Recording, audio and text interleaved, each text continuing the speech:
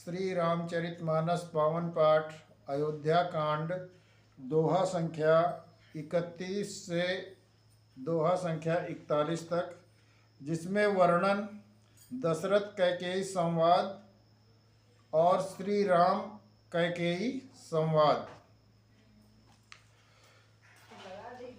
लोभ न राम ही राजु कर, बहुत भरत पर प्रीत। मैं बड़ छोट विचार जिया, करत रहो नृपनीति।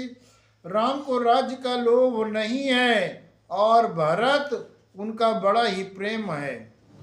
मैं ही अपने मन में बड़े छोटे का विचार करके राजनीति का पालन कर रहा था। बड़े को राज तिलक देने का नियम रहा है। राम सपत सत कहु सुभाऊ, राम मात कछु कहु न काऊ। मैं सब कीन तो ही बिन पूछे, तई ते पर वो मनोरथ छूछे। सबकी 100 बार सौगंध खाकर मैं स्वभाव से ही कहता हूँ कि राम की माता कौशल्या ने इस विषय में मुझसे कभी भी कुछ नहीं कहा। अवश्य ही मैंने तुमसे बिना पूछे यह सब काम किया है, इसी से मेरा मनोरथ खाली गया। ऋषि परिहरु अब मंगल साजू, कछु दिन गए भरत जुबराजू। एक ही बात मोहि दुख लागा, बर दूसरे असमंजस मांगा। अब क्रोध छोड़ दें और मंगल साज सज जाए। कुछ ही दिनों बाद भरत युवराज हो जाएंगे। एक ही बात मुझे दुख लगा कि तूने दूसरा वरदान बड़ी अड़चन का मांगा। अजहु हृदय जरत तहिया चार, इस परिहास की साँचहु साँचा। कहूँ तजि रोष राम अपराधु, सब को काई राम सुठ साधु। आपकी आंख में अब भी मेरा हृदय जल रहा है। ये दिल लगी में, क्रोध में अथवा सचमुच ही वास्तव में सच्चा है। क्रोध को त्याग कर राम का अपराध तो बताओ। सब कोई तो कहते हैं कि राम बहुत बड़े साधु हैं, सज्जन हैं। तू सराय शिकर सिसनेहु, अब सुनि मोहि भयउ संदेहु। जासु स्वभाव अरि अनुकूला, सो सिम करिय मातु प्रतिकूला। तूने भी राम की सराहना करती रही हो और उन पर स्नेह किया है। अब यह सुनकर मुझे संदेह हो गया कि तुम्हारी प्रशंसा और स्नेह कहीं झूठे तो न थे। जिसका स्वभाव शत्रु को भी अनुकूल है, वो माता के प्रतिकूल आचरण क्यों करेगा। प्रिया हास ऋषि परिहरई, मांगु विचारु विवेक।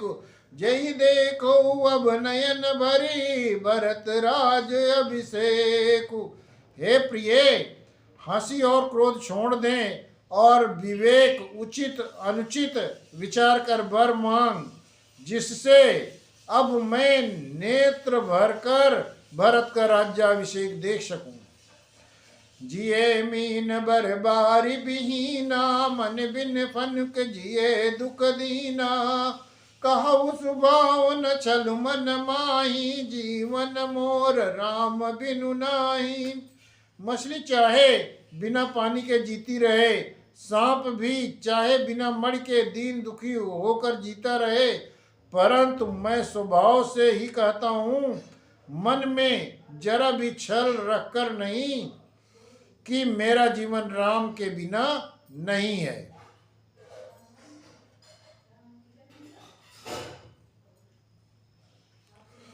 समुझ देख जिय प्रिया प्रवीणा, जीवन राम दरस आधीना।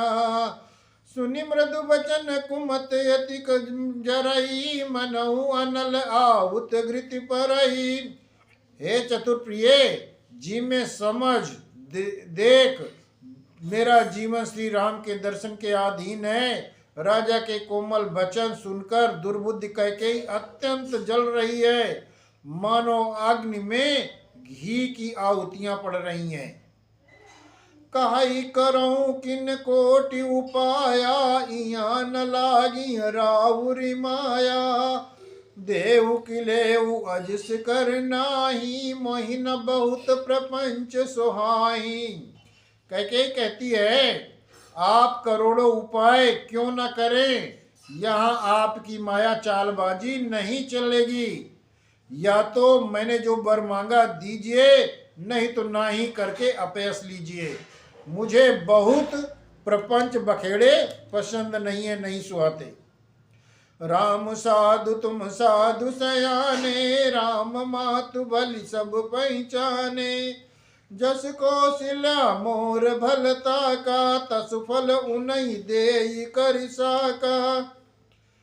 राम साधु हैं, आप सयाने साधु हैं, और राम जी की माता भी भली हैं। मैंने सबको पहचान लिया। कौशल्या ने मेरा जैसा भला चाहा, मैं भी साका करके याद रखने योग्य उन्हें वैसे ही फल दूंगी।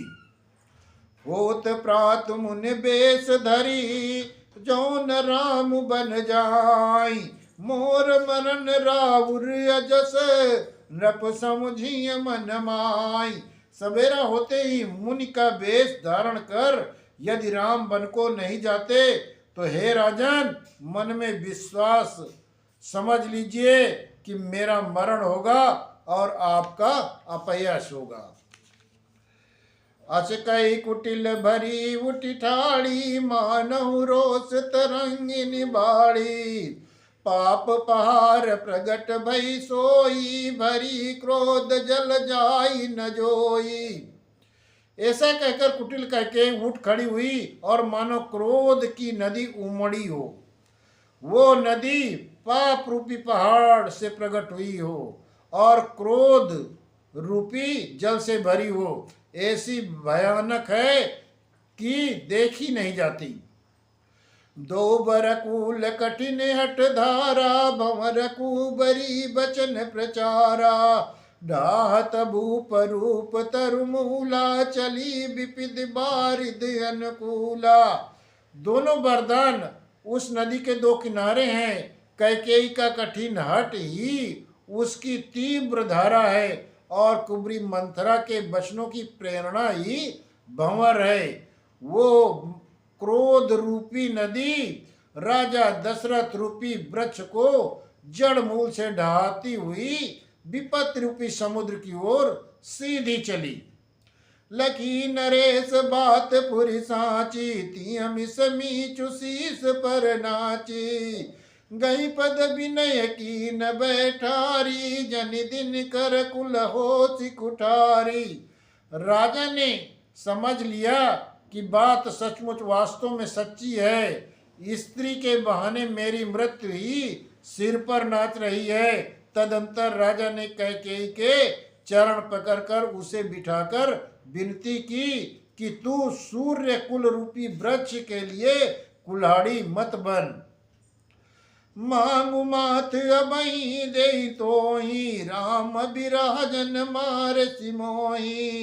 राखु राम कहूँ जैते माँ भांति, नाहित तजिय जन्म भरी छाती। तू मेरा मस्तक मांग ले, मैं तुझे अभी दे दूंगा, पर राम के बिरा में मुझे मत मार। जिस किसी प्रकार से हो तू राम को रख ले, नहीं तो जन्म भर तेरी छाती जलेगी। देख व्याधि असाधु नृप, पर उधरनि धुनि मात।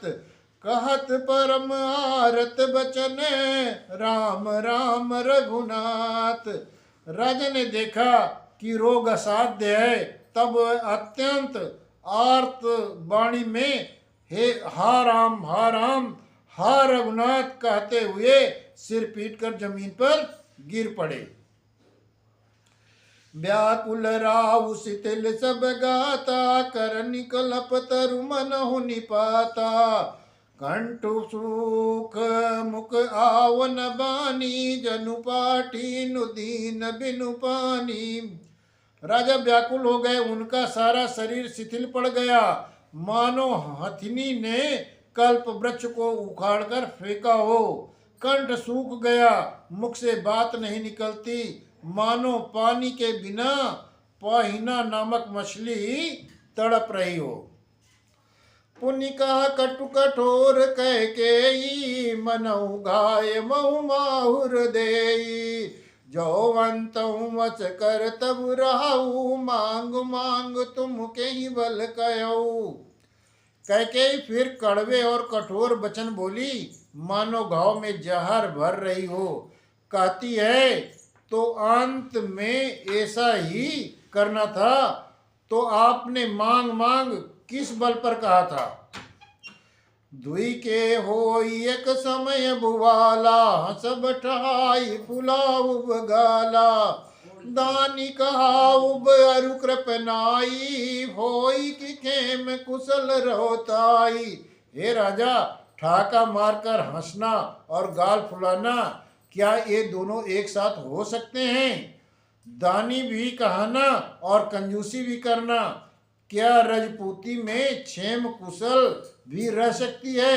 लड़ाई में बहादुरी भी दिखावें और कहीं चोट भी न लगे, ये क्या संभव है। छाड़ऊ बचनु की धीरज धरऊ, जनिय बलाजिमि करुणा करऊ, तनु तिय तनय धामु धनु धरनी, सत्य संध कौ तृण सम भरनी। या तो वचन प्रतिज्ञा छोड़ दीजिए या धैर्य धारण कीजिए। यूं असहाय स्त्री की भांति रोइए पीटिए नहीं। सत्यव्रती के लिए तो शरीर, स्त्री, पुत्र, घर, धन और पृथ्वी सब तिनके के बराबर कहे गए हैं। मरम बचन सुनि राव कहा, कहु कछु द्रोह सुनत मोर, लागे तो ही पिशाच जिमी, कालु कहावत मोर। कैकेयी के मर्म भेदी वचन सुनकर राजा ने कहा कि तू जो चाहे कह, तेरा कुछ भी दोष नहीं है। मेरा काल तुझे मानो पिशाच होकर लग गया है, वही मुझसे ये सब कहला रहा है। चाहत न भरत भूप तई बोरे, विधि बसी कुमति बसी जिय तोरे, सो सब मोर पाप परिणामू, भयउ कुठार जय विधि बामू। भरत तो भूल कर भी राजपद नहीं चाहते, होनहार बस तेरे ही जी में कुमति आ बसी है। ये बस मेरे पापों का परिणाम है, जिससे कुसमय में बेमौके विधाता विपरीत हो गया। सुबस बसई फिरी अवध सुहाई, सब गुण धाम राम प्रभुताई, करियई भाई सकल सेवकाई, होई त्यों पुर राम बड़ाई। तेरी उजाड़ी हुई ये सुंदर अयोध्या फिर भली भांति बसेगी और समस्त गुणों के धाम श्री राम की प्रभुता भी होगी। सब भाई उनकी सेवा करेंगे और तीनों लोकों में श्री राम की बड़ाई होगी।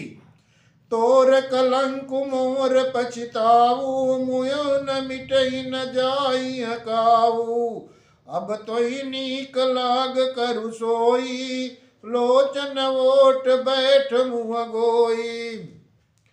केवल तेरा कलंक और मेरा पछतावा मरने पर भी नहीं मिटेगा, ये किसी तरह नहीं जाएगा। अब तुझे जो अच्छा लगे वही कर, मुंह छिपाकर मेरी आंखों की ओट जा बैठ, अर्थात मेरे सामने से हट जा, मुझे मुंह न दिखा। जब लगी जियो रहूं कर जोरी, तब लग जन कछु कहे सी बहोरी, फिर पछतय हसी अंत अभागी, मार सिगाई नहारू लागी। मैं हाथ जोड़कर कहता हूँ कि जब तक मैं जीता हूँ तब तक फिर कुछ न कहना, अर्थात मुझसे न बोलना। अरे अभागिन, फिर तू अंत में पछताएगी कि तू नहारू तांत के लिए गाय को मार रही है। परउराऊ कई कोटि विधि काहे करसि निदान। कपट सयानी न कहति कछु जागति मनहु मशानु। राजा करोड़ों प्रकार से बहुत प्रकार से समझाकर और ये कहकर कि तू क्यों सर्वनाश कर रही है, पृथ्वी पर गिर पड़े, पर कपट करने में चतुर कह के ही कुछ बोलती नहीं, मानो मौन होकर मशान जला रही हो, जगा रही हो, शमशान में बैठकर प्रेत मंत्र सिद्ध कर रही हो। राम राम रट बिकल भुआलू, जिन बिनु पंख बिहंग बेआलू। हृदय मनाव भोर जनु होई, राम ही जाई कहे जन कोई। राजा राम राम रट रहे हैं और ऐसे व्याकुल हैं जैसे कोई पंछी संग पंख के बिना बेहाल हो। वे अपने हृदय में मनाते हैं कि सवेरा न हो और कोई जाकर श्री रामचंद्र जी से यह बात न कहे। उदव करऊ जनि रवि रघुकुल गुर, अवध बिलोक सूल होई और। भूप प्रीति कह के कठिनाई, उभय अवध विधि रची बनाई। हे रघुकुल के गुरु बडेरे मूल पुरुष सूर्य भगवान, आप अपना उदय न करें। अयोध्या को बेहाल देखकर आपके हृदय में बड़ी पीड़ा होगी। राजा की प्रीति और कैकेयी की निष्ठुरता, दोनों को ब्रह्मा ने सीमा तक रचकर बनाया है। अर्थात राजा प्रेम की सीमा है और कैकेयी निष्ठुरता की सीमा है। बिलपत न पई भयो बिनु सारा, बिना बेनु शंख धुनि द्वारा। पढ़ई भाट गुण गावई गायक, सुनत न पई जनु लागई सायक। विलाप करते करते ही राजा को सवेरा हो गया। राजद्वार पर बीणा बांसुरी शंख की ध्वनि होने लगी। भाट लोग बिरदावली पढ़ रहे हैं और गवैये गुण का गान कर रहे हैं। सुनने पर राजा को वे बाण के समान लग रहे हैं।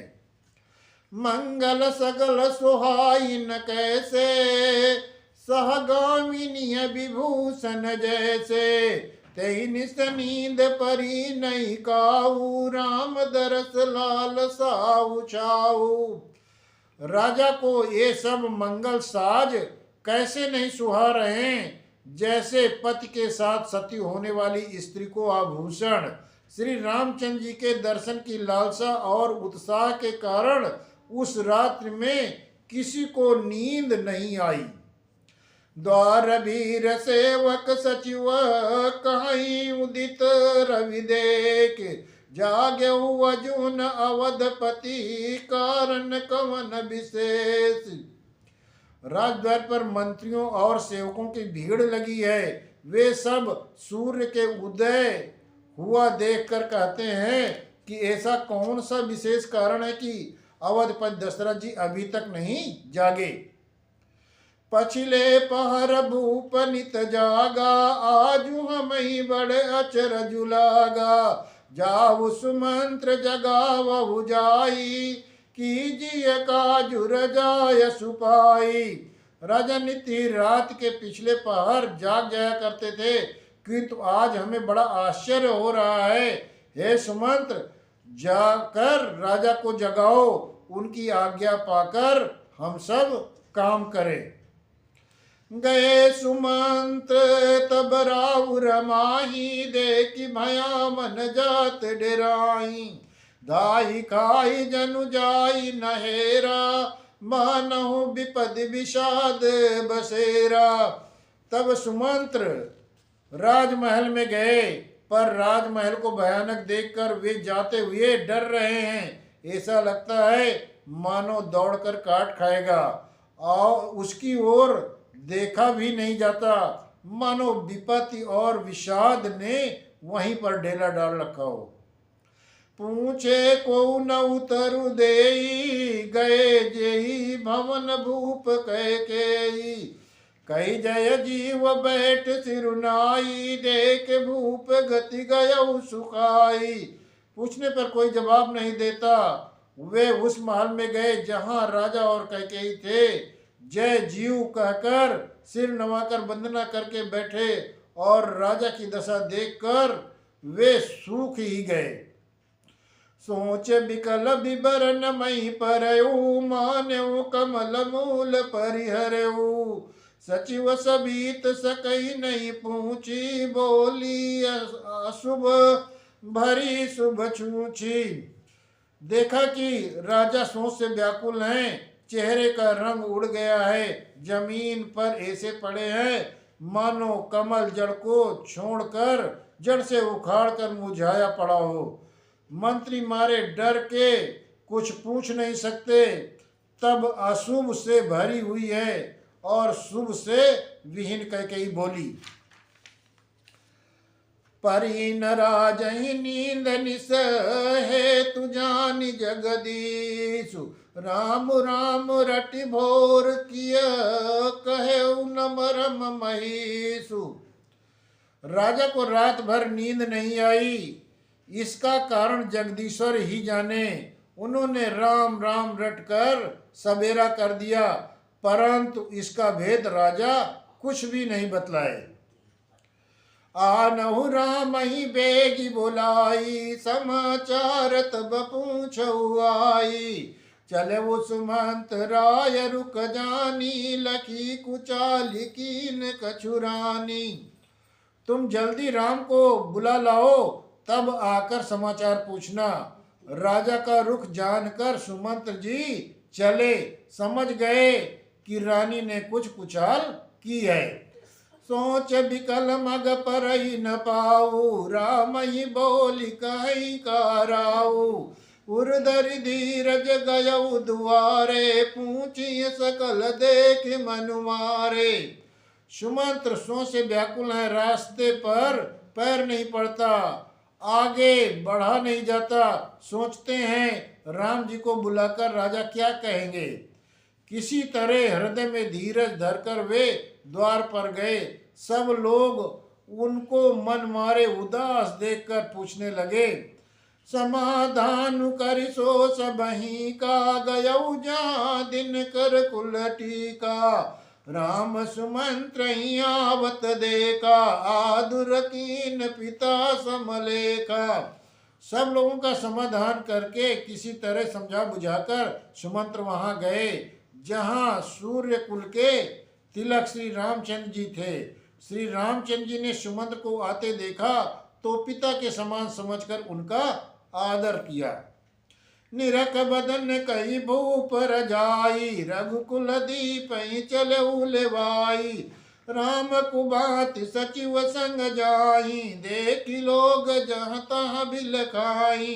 श्री रामचंद्र जी के मुख को देखकर और राजा की आज्ञा सुनाकर वे रघुकुल के दीपक श्री रामचंद्र जी को अपने साथ लिवा लाए।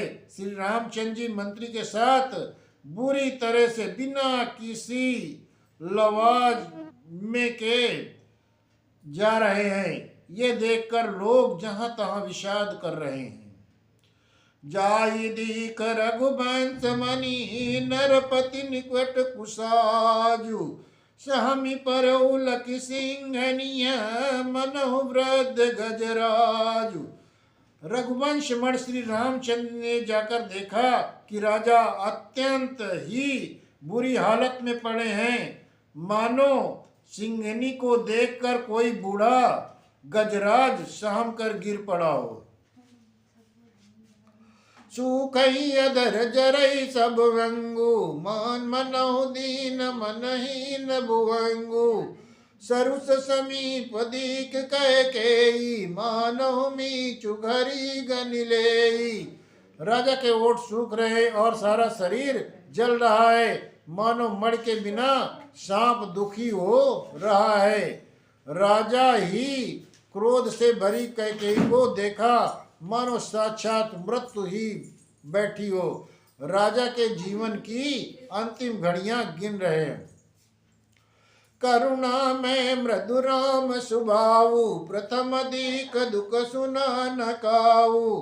तदपि धीर धरि समऊ विचारी, पूछी मधुर बचन महतारी। श्री रामचंद्र जी का स्वभाव कोमल और करुणामय है। उन्होंने अपने जीवन में पहली बार ये दुख देखा। इससे पहले कभी भी उन्होंने दुख सुना भी न था। तो भी समय का विचार करके हृदय में धीरज धरकर उन्होंने मीठे वचनों से माता कैकेयी से पूछा, मोहि कहु मातु तात दुख कारण, करिय जतन जहि होई निवारण। सुनऊ राम सब कारण एवु, राजहि तुम पर बहुत स्नेहु। हे माता, मुझे पिताजी के दुख का कारण कहो, ताकि जिससे उसका निवारण हो सके, दुख दूर हो सके, वो यत्न किया जाए। कैकेयी ने कहा, हे राम सुनो, सारा कारण यही है कि राजा का तुम पर बहुत स्नेह है। देन कैसे मोहि दुई बरदाना, मांगो जो कछु मोहि सुहाना। सो सुन भयउ भूप उर सोचू, छाड़े न सकहि तुम्हार सकोचू। उन्होंने मुझे 2 वरदान देने को कहा था। मुझे जो कुछ अच्छा लगा मैंने मांगा। उसे सुनकर राजा के हृदय में सोच हो गया, क्योंकि ये तुम्हारा संकोच नहीं छोड़ सकते। सुत स्नेह हित बचन उत, संकट परहु नरेशु। सकौ न आयस धरहु सिर, मेटहु कठिन कलेशु। इधर तो पुत्र का स्नेह और उधर वचन प्रतिज्ञा। राजा इसी धर्म संकट में पड़ गए कि यदि तुम कर सकते हो तो राजा की आज्ञा सिरोधार्य करो और इनके कठिन क्लेश को मिटाओ। निधरक बैठ कहि कटुबानी, सुनत कठिनता अति अकुलानी। जीव कमान बचन सरनाना, मनहु महिप मृदुलच समाना। कैकेयी बेधड़क बैठी ऐसी कड़वी बाणी कह रही है जिसे सुनकर स्वयं कठोरता भी अत्यंत व्याकुल हो उठी। जीव धनुष है, वचन बहुत से तीर हैं और मानो राजा की कोमल निशाने के समान है।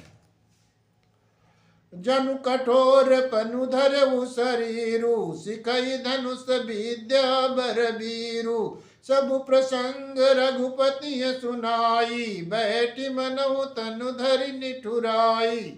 इस सारे साज समान के साथ मानो स्वयं कठोरपन श्रेष्ठ वीर का शरीर धारण करके धनुष विद्या सीख रहा हो। श्री रघुनाथ जी को सब हाल सुनाकर वो ऐसे बैठी है मानो निष्ठुरता ही शरीर धारण किए हुए हो।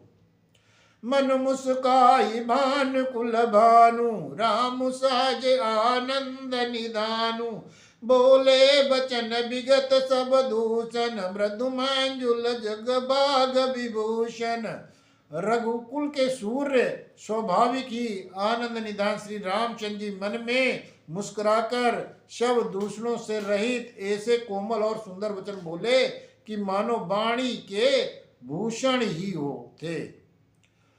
सुन जननी सोई सुत बड़ भागी, जो पित मातु वचन अनुरागी। तनय मातु पित तो चनिहारा, दुर्लभ जननी सकल संसारा। हे माता सुनो, वही पुत्र बड़भागी है जो माता पिता के वचनों को पालन करे, उन पर अमल करे।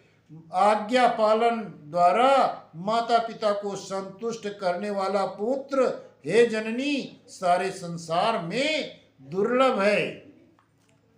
मुनिगण मिलन विशेष बन, सबई भात हित मोर। तेहि माँ पितु आयस बहुरी, सम्मत जननी तोर। वन में विशेष रूप से मुनियों का मिलाप होगा, जिसमें मेरा सभी प्रकार से कल्याण है। उसमें भी फिर पिताजी की आज्ञा और हे जननी तुम्हारी सम्मति